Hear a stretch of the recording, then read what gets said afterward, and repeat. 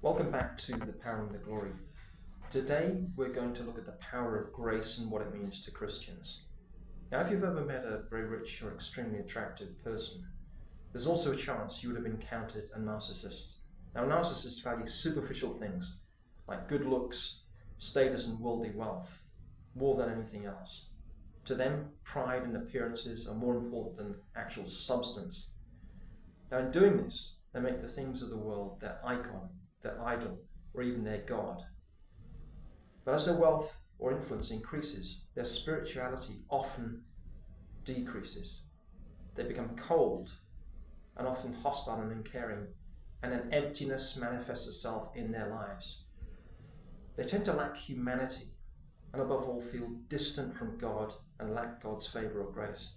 Now, this is because God abhors pride, and particularly narcissism. He wants his followers to live with humble hearts, not prideful ones. Now, as Christians in particular, we are called to humble ourselves daily for God, because we understand the importance of obedience to God, and that God's grace is given to the humble, but not the prideful. We make Jesus our God, not the world.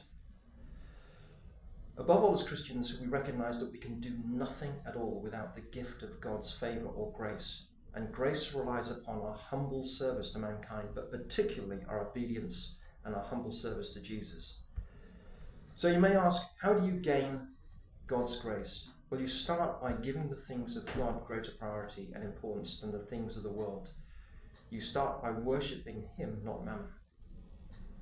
And when you live like this, you get God's grace, or you gain God's grace. Let's look at the reading from Romans chapter 6:14. Sin is no longer your master, for you no longer live under the requirements of the law. Instead, you live under the freedom of God's grace.